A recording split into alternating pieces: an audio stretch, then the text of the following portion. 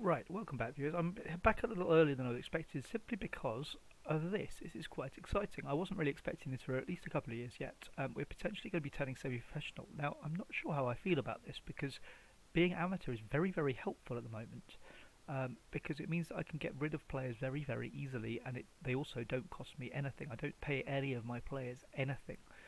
My feeling is I'd like another season or two as an amateur. I think we'd be better putting this into other things. Let me know in the comments if you think I've made the wrong decision here, but I'm going to say I'd rather do other things. What would I like to do? I mean, long term I want all of this upgraded really. Um, I'm certainly not going to ask for a new contract. That would be very silly at this point. Transfer revenue not an issue. Not so professional is obviously a step above that even. I wonder whether scouting might be an issue. I think scouting is the key thing here because although I do want the youth facilities improved, it's going to take a long, long time. And I think I need. But before that, I'm going to need people to scout players better. I think I'm going to go for scouting because that's what we are best for a form. Good season. Delighted to grant your request. So I've got more money for scouting. I think that's probably the right decision. Please let me know in the comments below if you think that's a good idea. We haven't got a tax hit because we haven't made enough of a profit. 19,000 is a lot for me though. New kit sponsorship, that's fantastic. An extra 4,000. You see, this is brilliant. I wonder whether this is a factor from the League Cup or whether it's a promotion thing, because 4,000 a year is a huge amount of money for this club. You know, we've got 20,000 now, but up till this point, we've been 4,000 in the red or up to 227 pounds in the black. So to suddenly have 4,000 pounds coming in every year really is quite special, and that means that I've got a proper scouting budget this year. £10,000. That I think will go quite a long way. What do I have in terms of recruitment team at the moment? I've got a data analyst. I'm obviously going to now get some scouts in. What can I afford? I've got £10,250, so I could get the lowest ones, but that's not a lot of point doing that because I'm going to be in the one above. So I'm going to leave that for now. I may come back to that.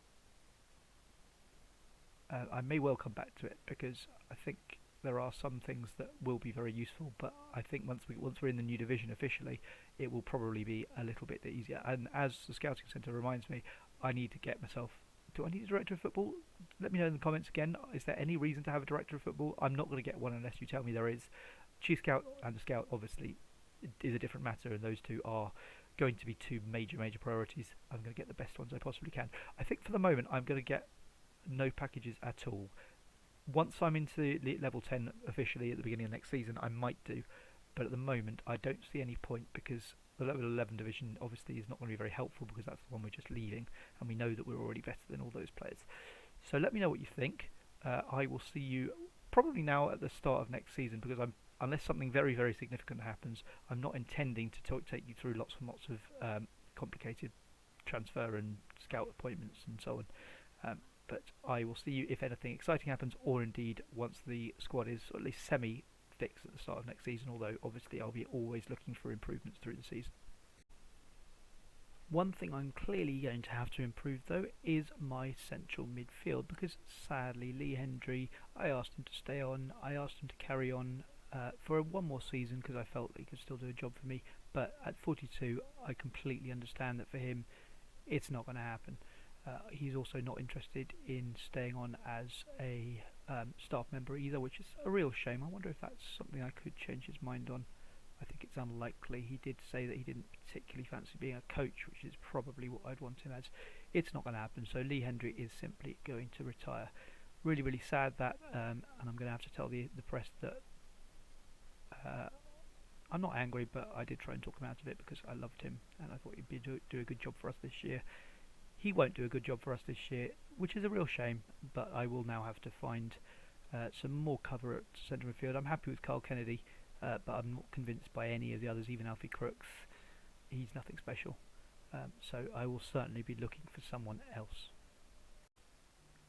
Now, I say I'm going to be looking for someone else. Actually, of course, what I probably should have said, although I didn't know it at the time, is that he should be looking for someone else, because actually, as it happens, on the day he retired, Lee Hendry decided to become a scout. I offered him a contract, and he gratefully accepted it.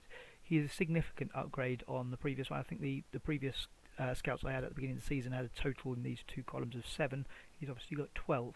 However, I also needed a chief scout, and I got a much better one. Michael Headley came in. This is brilliant. 12 and 12 ability and potential, which is really, really impressive. Now, the adaptability being 18 would be good a bit later. Sadly, of course, there's no way I'm going to be able to send him anywhere other than England at the moment, so it's just not going to happen in terms of using that. But the 12-12 there at this level, I think, is going to be a big step up. He's obviously he's just retired from Brigtown, the North East County, so he's played at a higher level than I'm playing at, which is good to know because he will have a good knowledge of what kind of players that might be good at this level, which is good to see. Now, I've got a data an analyst in. I don't actually know what the point of these are. If anyone wants to tell me whether there's any point in me keeping this guy, obviously if there is, then it's probably worth me upgrading him. I don't know why I've got him. I don't remember getting him anyway. So here we go. So as I say, Lee Hendry will be spending some time now, I hope, trying to find his replacement, essentially. It's one of my key areas along with the defence. So if you look at my assignments now, I've got Lee Hendry looking sort of just generally, because he's not as good as Michael Headley, obviously. But you never know. My guess is what I will probably do is any players that he thinks are really good, I will get Michael Headley to take a look and confirm. At the moment, though, Michael Headley is focusing on defenders because I am short of them. I don't really feel like any of my central defenders are quite good enough for the step up. So I'm looking for a completely new set of central defenders. Actually, I'm probably looking for quite a few new players, but I've got a good idea of who I think can do a job and who can't. And the original plan of that was to retain 7. Now, whether that will kind of stay that way as 7 first teamers who I retain, who knows. I've also got a good 4 or 5 sort of good backup players who I'm happy to have as kind of second choices, and a further 5 or so really, really good potential players who I'd like to give a bit of game time over the next few weeks and months. Now, who knows whether that will stay that way. That's the plan at the moment, and it does mean that I've got 4 first team places to fill in, plus quite a lot of defenders in particular. In terms of backup players, so there's a long way to go before I can kind of confirm that, but that is kind of my thinking at the moment.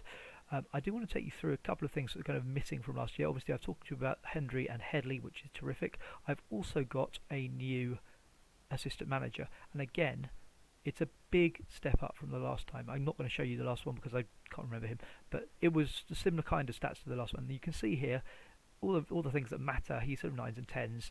The 15 adaptability again is a bit of a waste, but given that he knows, I was going to say he's half Bosnian, so maybe he grew up there.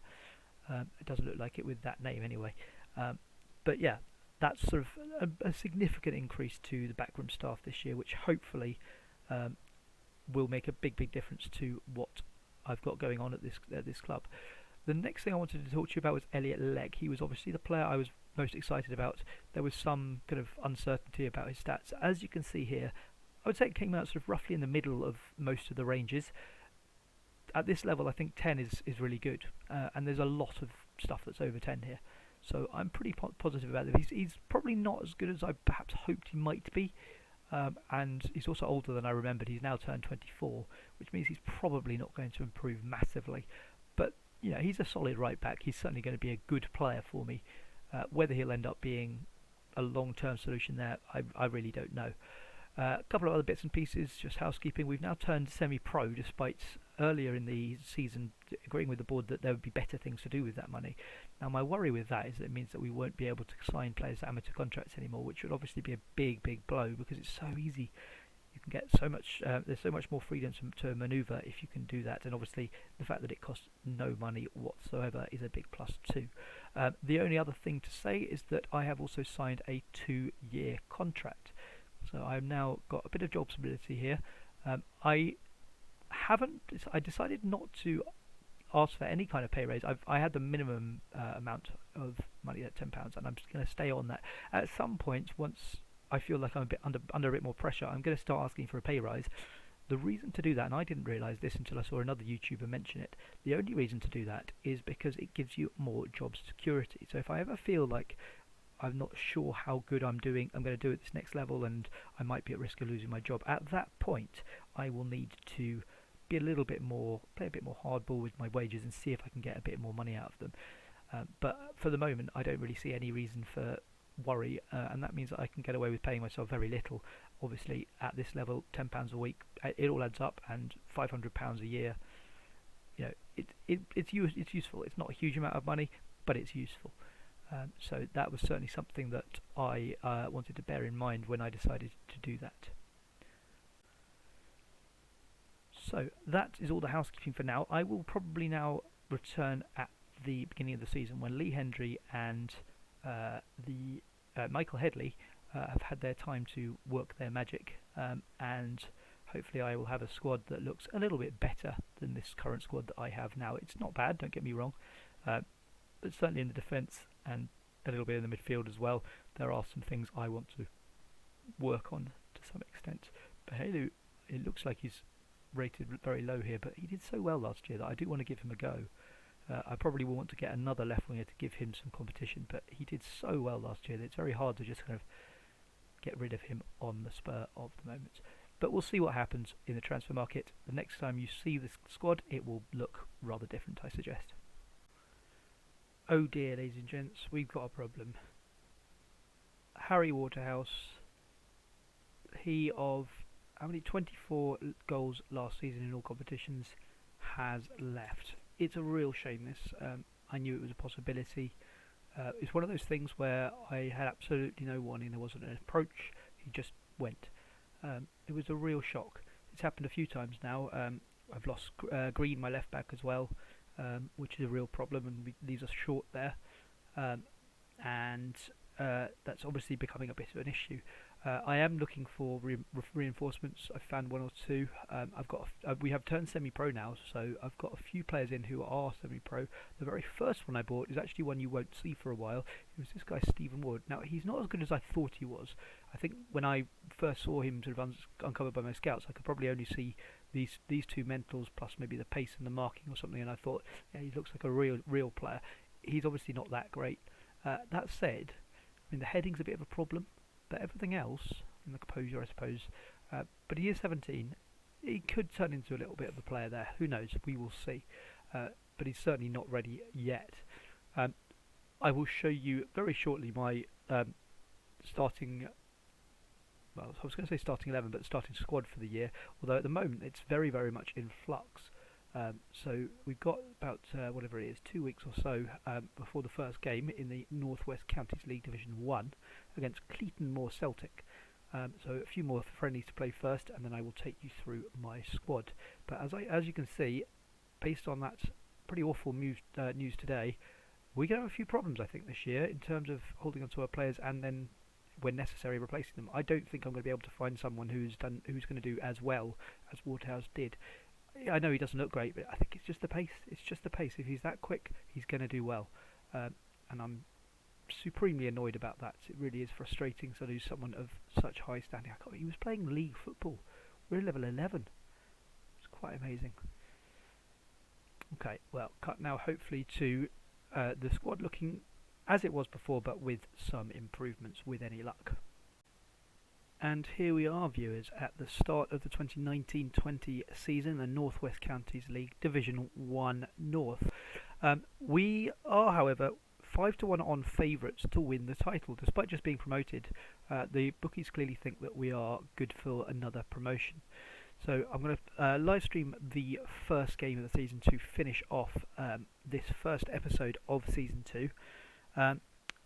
But we've got to the beginning of the season, and my squad obviously was decimated actually by just people picking up our players. I had 7 people that I really wanted to keep at the start of the season.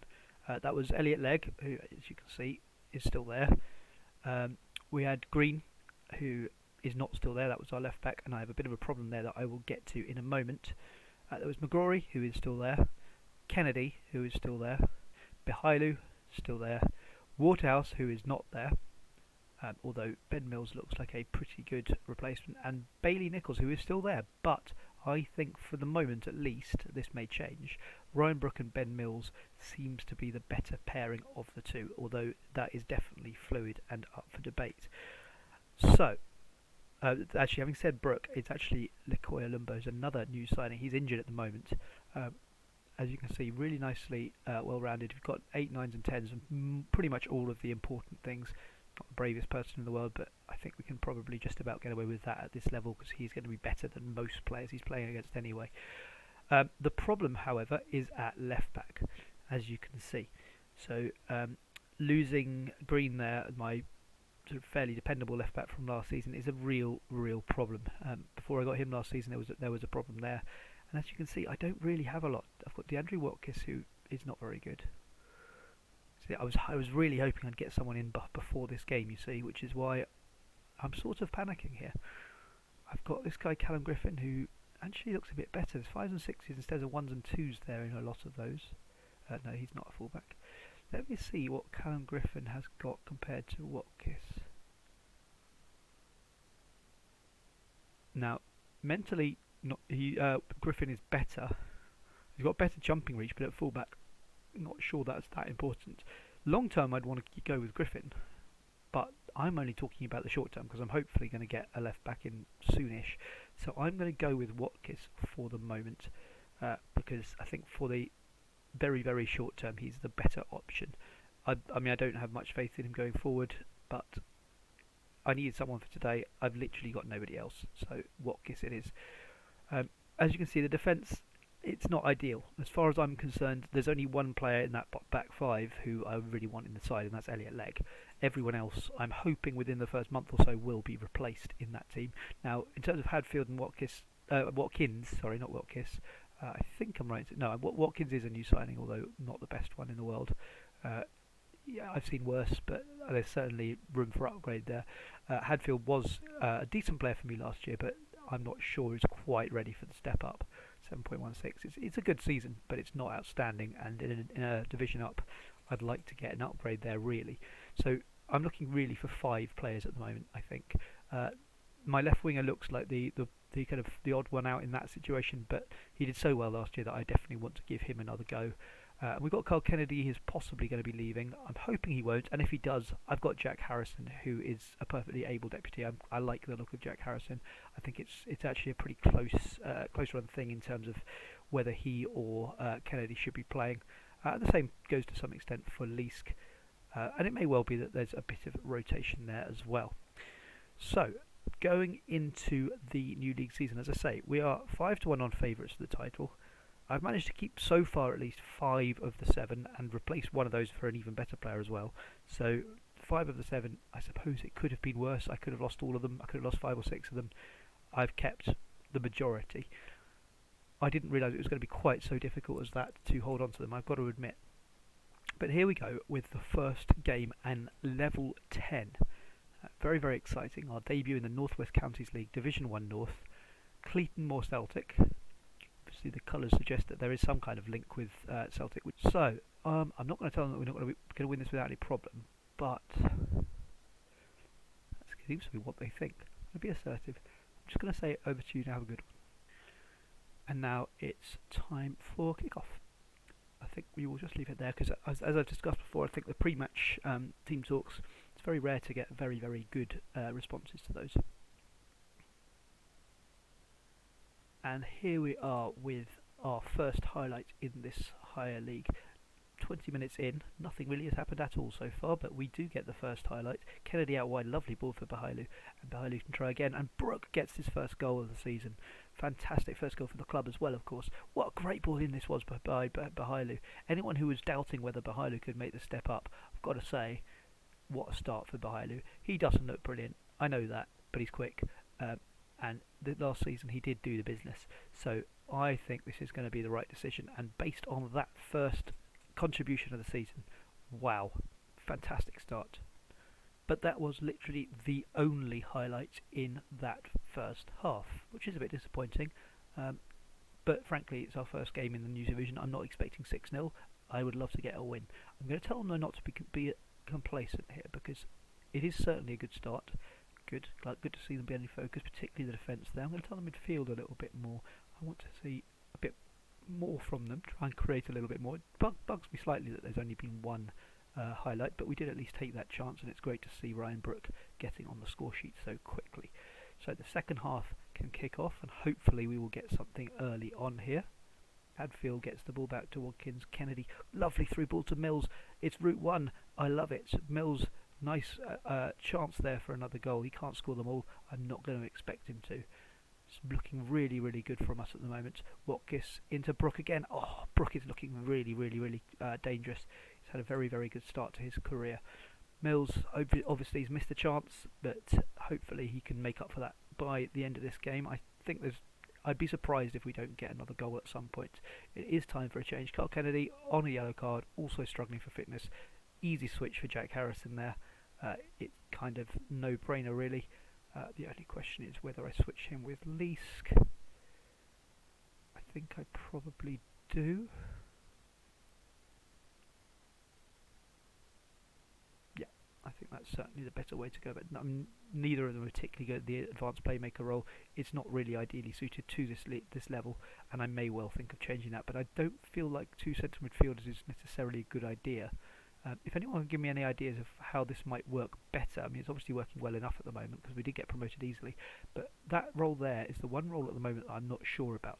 Should I be changing it? Is two central midfielders right? Both of them are natural in that position, or are there any other options? Please do let me know in the comments. Right, Jack Leask is now knackered. Typically, of course, we get rid of one central midfielder and the other one says he's knackered. I'm not sure why the central midfielders should be so tired, but it's alright because we can put McGrory into that position and put J. Albini out wide. Again, not massively suited to the advanced playmaker role, but it will do. And we go on. I'm starting to wonder whether we should start to go defensive now. I'm certainly going to take it off and put it onto balanced. I want to be quite attacking this season, partly because that's just who I am as a manager, but also partly because I do think we have a good team. We've got two really good strikers. In fact, we've got about 4 really good strikers. So hopefully, there's no reason why I can't be quite an attacking side this season. But here we go with Clayton Moore Celtic. Have not even a chance. They have not had a significant chance in this game. Lots of long balls at the moment. It's not particularly a tactic, but it's working. And Albini gets in. Really, really good reaction there because he missed that first one. Looks like he hit the post, and then it came up to him very, very quickly, and he manages to squeeze the ball in. Really, really good play by the forward there. It was Bahailo as well with the ball in, wasn't it? Even though it wasn't an assist, it was great that he made such a good contribution. Here's an example of a penalty being taken, and Mills slots it away. And this time it didn't ask me for a penalty taker, so that's why it hasn't crashed. Now, I don't know why that particular time it was fine and normally it's not. Again, anyone has any idea, please tell me why, because I've got there's no reason for me why that's happening. I have to say, it feels like that flattered us a bit. A lot of those shots towards the end of the game, even though there are a lot of shots there, a lot of those shots were towards the end of the game. I think at least 2 of the clear cut chances, maybe even 3 of them came within those last 5-6 minutes or so.